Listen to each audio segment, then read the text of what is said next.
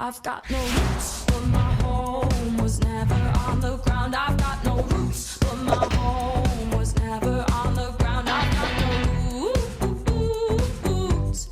I've got no roots. I've got no roots, but my home was never on the ground. I've got no roots, but my home was never on the ground. I've got no roots. I've got no roots. I like standing still, but that's just a wishful plan. Ask me where I come from, I'll say a different land. But I've got memories and travel like gypsies in the night.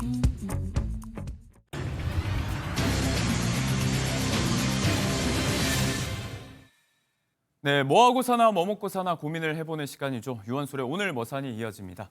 자, 오늘의 주제는요. 주식시장에 큰 손으로 떠오르고 있는 중년의 여성들, 네, 그 주식 투자와 또 투자 팁에 대한 이야기까지 한번 나눠보도록 하겠습니다.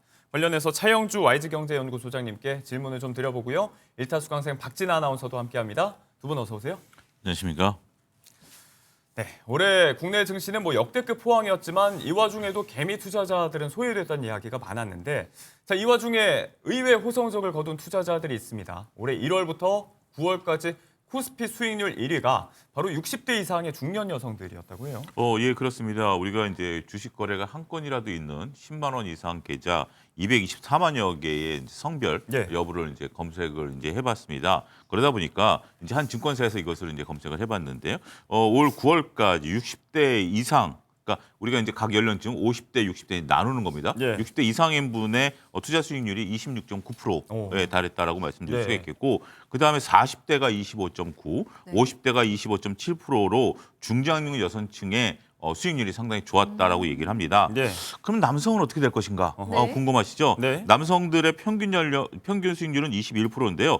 역시 60대 이상의 남성분이 23.3% 수익률이 나왔고요. 예. 50대는 21.2% 나왔습니다. 그런데 정말 주식을 잘할 것 같은 30대는 19.8%, 네. 20대는 19%로 20%에 못 미치는 최하위권의 수익률을 기록했다. 참 저도 그것을 보면서 뭔가 좀 씁쓸하다는 생각이 좀 듭니다. 네, 이게 이제 그 60대 이상 중년 여성들의 투자 수익을 두고 그랜마 버핏이라는 신조어까지 생겨날 정도인데, 이게 그랜마와 이제 워런 버핏을 합친 거죠. 워런 버핏이라고 하면 워낙에 투자의 대명사이기 때문에 자주 인용이 되고 있지만, 이 경우는 이분들의 어떤 투자 방식과 좀 연관이 있는 것 같아요. 그렇습니다. 이제 이분들 같은 경우 우리가 이제 우량주에 집중 투자를 했다라는 것이 예. 첫 번째 요소가 되겠고요. 또 이제 시장이 우량주들 중심으로 올라가는 그런 이제 그 이재명 대통령 당선 이후에 그런 모습들을 보이면서 같이 높은 수익률을 나타냈다라고 말씀드릴 수 있겠습니다. 네. 또 이게 결정적인 것은 단기간에 사고 파는 매매가 아니라 꾸준히 들고 가는 그런 매매 형태를 보임으로써 예. 이렇게 우수한 수익률을 나타냈다라고 좀 말씀드릴 수 있겠는데요. 이러한 것들을 이제 그러면 들고 갔냐 아니면 사고 팔았냐라고 나타내는 수치가 바로 거래 회전율입니다. 회전율. 거래 회전, 그러니까 얼마큼 빨리 이제 사고 판 것은 이제 회전이다라고 표현을 하는데요. 네. 이것은 남성과 여성의 수익률을 가르는 절대적인 요소였습니다. 예. 남성분들의 평균 회전율은 180%가 나왔고요. 여성들은 85%가 나왔으니까 2배 이상 남성분들이 사고 파는 것을 많이 했다라는 거죠. 자, 181% 정도 회전율이라면 1,000만 원의 원금이었다면 사고 판 합계가 3,600만 원에 달했다. 예. 이렇게 좀 말씀드릴 수가 있겠습니다. 그러니까 이제 자주 사고 팔고 기민하게 움직였던 젊은 남성 투자자들의 수익률이 상대적으로 저조했던 게 이런 부분에서 좀 갈렸다라고 볼 수가 있을 것 같습니다. 진득한 투자로 재미를 봤다는 이 중년의 여성들 하면 떠오르는 얼굴들이 있으실지 모르겠습니다. 아마 많은 분들의 뇌리에 이제 배우 전원주 씨 얼굴이 좀 스칠 것 네네네. 같은데, 화제가 됐던 경우가 좀 있었죠. 네, 배우 전원주 씨는 대표적인 그랜마 버핏으로 떠오르고 있는데요. 예. 주식 수익률이 600%를 달성한 적이 있다고 밝혔기 때문입니다. 14년 전에 2만 원대 후반의 하이닉스 주식을 샀는데 이게 SK그룹에 인수되기 전에 투자를 한 겁니다. 그렇죠. 장기적으로 투자를 한 결과가 아주 큰 수익률을 냈기 때문인데요. 네. 45만 원을 가지고 시작했던 주식이 무려 이 자산 30억 원을 만드는 데 도움이 됐다는 걸 알게 보다 보면 전원 버핏이란 별명이 괜히 붙은 게 아니다라는 생각도 듭니다. 이게 주식 자산만 30억 원인 거예요? 네, 그렇습니다. 또 배우 임혜진 씨 또한 주식으로 수익을 낸 바 있다고 밝힌 적 있는데요. 본인의 투자 방식은 무리하게 하기보다는 뭔가 관심을 가지고 계속해서 살핀다라고 말한 적이 있습니다. 유튜버 박막내 할머니 또한 손녀가 사준 주식을 가지고 장기 투자를 한 덕분에 수익률이 무려 62%까지 내기도 아이고, 했었다라고 했습니다. 잘 되는 분들은 이제 투자도 잘 되고 있는 그런 모습도 좀 볼 수가 있고, 자, 이런 중년 여성들의 진득한 투자, 이를테면 이제 우량주 중심의 장기 투자 방식이 뭐 항상 능사인 건 아니잖아요. 이제 변동성이 좀 큰 장세이기도 하고요. 좀 주의할 점이 있을 것 같아요. 글쎄요. 일단 뭐 11월 달 같은 경우는 우리가 앞서 언급드렸던 60대 여성분들하고 20대 남성분들의 수익률이 바뀌는 현상이 좀 벌어지긴 했습니다. 최근에. 이게 굉장히 좀 중요한 포인트인데요. 네. 11월 달에 이제 대형주들이 조정을 받고 중소형주들이 산발적으로 올라가다 보니까 샀다 팔았다를 많이 하는 20대가 수익률이 상대적으로 좋았고 예. 그동안에 이제 대형주들이 조정을 받다 보니까 60대가 수익률이 낮아졌다라고 말씀을 드릴 수가 있겠습니다. 예. 그런데 이것만 놓고 보면 우리가 얼마만큼 진득하게 가져갈 수 있느냐가 관건이 된다라고 말씀드릴 수 있겠죠. 예. 60대는 여전히 주식을 안 팔고 있고 어허. 네. 조정을 받더라도 견뎌내는 부분들이 있는 거고요. 네. 20대는 한때 좋아 보이는 지금 모습들을 보이고 있긴 하겠습니다만 네네. 지금 12월 들어서 또 이제 중소형주도 변동성이 나타내거든요. 네. 그렇기 때문에 역시 우리가 앞서 언급드렸던 60대 분들의 회전율이 적은 그리고 장기 투자가 결국은 시장 수익률을 이길 수 있는 워렌 버핏의 버금가는 수익률을 나타낼 수 있지 않을까라는 네. 점을 읽어내야 되지 않을까 싶습니다. 자, 변동성이 커졌을 때가 또 한 번의 분기점이 될 수 있다는 이야기입니다. 국내 주식뿐만이 아니고 이제 해외 주식 이야기도 좀 해볼 텐데, 올해 또 서학개미들의 해외 투자 규모가 역대급이었다고 하잖아요.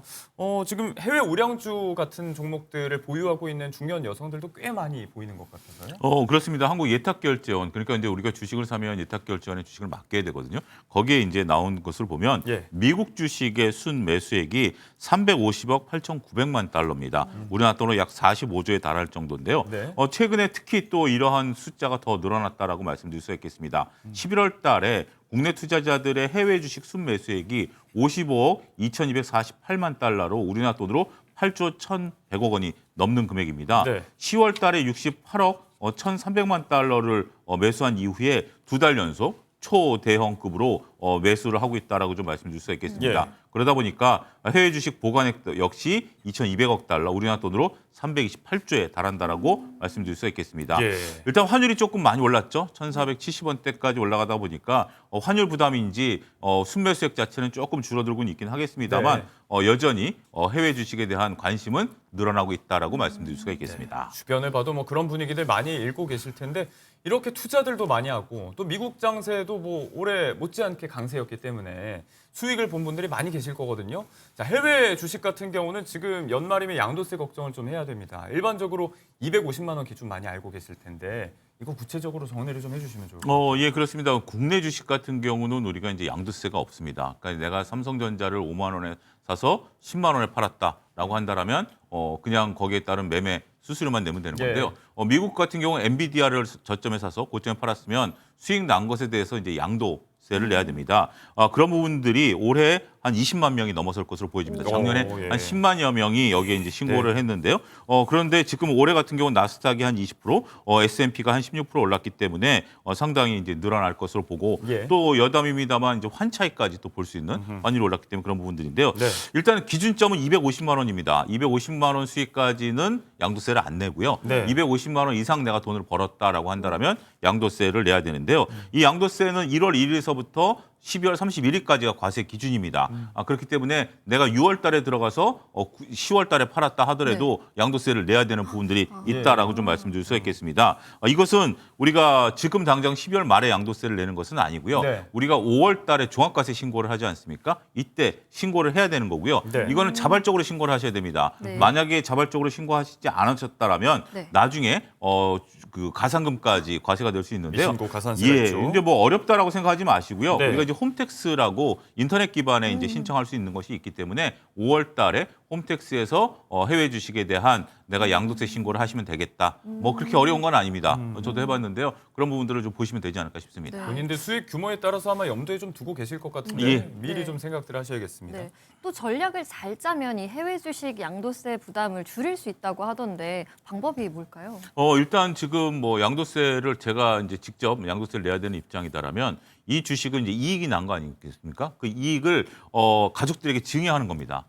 이제 증여를 하게 된다라면 네. 그 증여세 범위 내에서는 양도세 부담이 없습니다. 일단 뭐 미성년 자녀에 대해서는 10년간 2천만 원이고요. 네. 성인 자녀에 대해서 5천만 원까지고 네네네. 배우자에게는 6억까지 증여가 가능합니다. 네. 근데 이때도 우리가 증여했다라는 것을 신고를 하셔야 됩니다. 네. 이 부분도 우리가 홈택스에서 신고를 하시면 된다라고 말씀을 드릴 수가 있겠고, 그러면 주식을 받은 사람은 바로 팔면 되느냐? 이것도 또 아닙니다. 그래요? 주식을 받았던 분들은 최소한 1년 이상은 보유를 해야 아하. 됩니다. 1년 이상을 보유를 해야만 증여세의 효과에 따라서 양도세를 내지 않는다라는 점, 상당히 중요한 포인트가 된다라고 말씀드릴 수가 있겠고, 예. 그러면 어떤 주식을 이제 증여를 해야 되느냐라고 네. 본다라면 네. 1년을 의무적으로 보유를 해야 되잖아요. 네네. 그러면 오른 주식을 줘야 될까요? 덜 오른 주식을 줘야 될까요?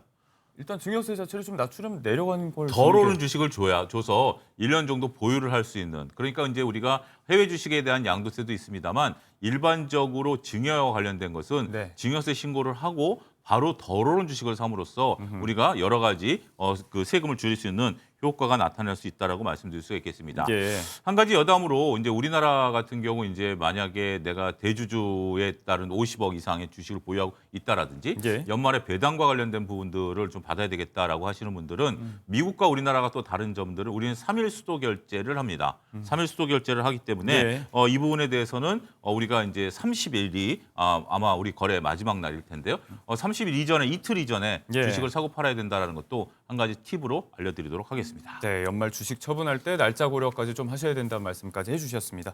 조금 전에 이제 배당에 대한 이야기를 해주셨으니까 국내 주식 시장의 이제 이슈 이야기를 하나 하자면 내년부터 시행되는 배당소득 분리과세 이게 있습니다.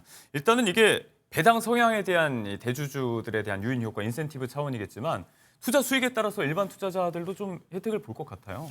그렇습니다. 여러 가지 이제 시너지 효과가 나타날 것으로 보여지고 있는데요. 예. 우리가 이제 그 전에는 이제 배당이라든지 이자, 은행에서 이자를 받는다라든지 이런 부분들에 대해서 소득이 연간 2천만 원을 초과할 경우에는 모든 소득과 합산해서 종합과세가 이제 부과가 됩니다. 네. 세대취율은 49.5%니까 어마무시한 부분들이었죠. 그러다 보니까 일반 기업들이 배당을 좀 굳이 줘야 되느냐라는 부분들도 있었고 네. 또 거액자산가들 입장에서도 굳이 내가 배당을 받을 필요가 있어?라고 생각을 하는 거죠. 종합과세에 이제 해당이 되니까. 네. 그래서 이번에 조세특례 특별법에 따라서 국회에 통과한 것은 분리과세하는 겁니다. 배당만 따로 떼서 과세를 하는 거기 때문에 네. 이제 거액자산가들 입장에서도 내가 종합과세에 해당이 안 될 수 있는 부분에 대해서는 분리과세 혜택을 볼 수 있게 되는 거죠. 예. 금액은 어떻게 되냐면 2천만 원 이하에 대해서는 14% 분리과세가 되고요. 예. 이 분리과세로 끝나는 겁니다. 종합과세로 다시 이중 계산하는 게 아니고요. 원천징수만 하면 되는 원천 거잖아요, 징수만 하면 이거는. 되는 네. 겁니다. 2천만 원 초과 3억 이하에 대해서는 20%,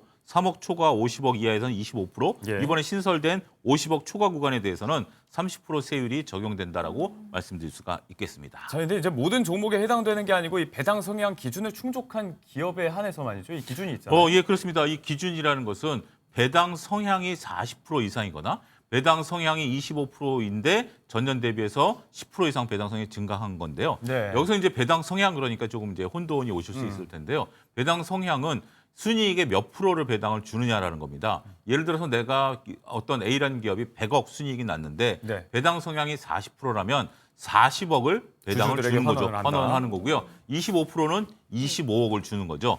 이런 부분들이 있는 경우에 해당이 됩니다. 네. 그런데 이런 부분들을 이제 맞추기 위해서 우리나라 이제 금융 지주사들 입장에서 보면 올해 배당 성향을 25% 맞춰놔야 내년에부터 시행이 되니까 예. 여기서 10% 증가시키면 되는 거 아니겠습니까? 왜 맞춰야 되느냐라면 이 배당 분리과세가 되는 주식들을 아무래도 외국인들도 좋아할 것이고 거액자산가들도 좋아할 것이기 때문에 네. 배당 성향을 맞출 가능성이 있다라고 봅니다. 네. 따라서 주요 은행들, KB금융서부터 하나금융, 기업은행 이런 금융들이 올해 배당액을 한 4,400억 정도 증가할 가능성이 어허. 있다라고 네. 한 증권사에서 밝힌 바 있습니다. 주목을 해봐야 된다는 그런 보도가 부분들을 있어요. 잘 주목해 보시면 올해 그리고 내년 짭짤한 배당 수익률을 얻게 될 가능성이 높다라고 말씀드릴 수 있겠습니다.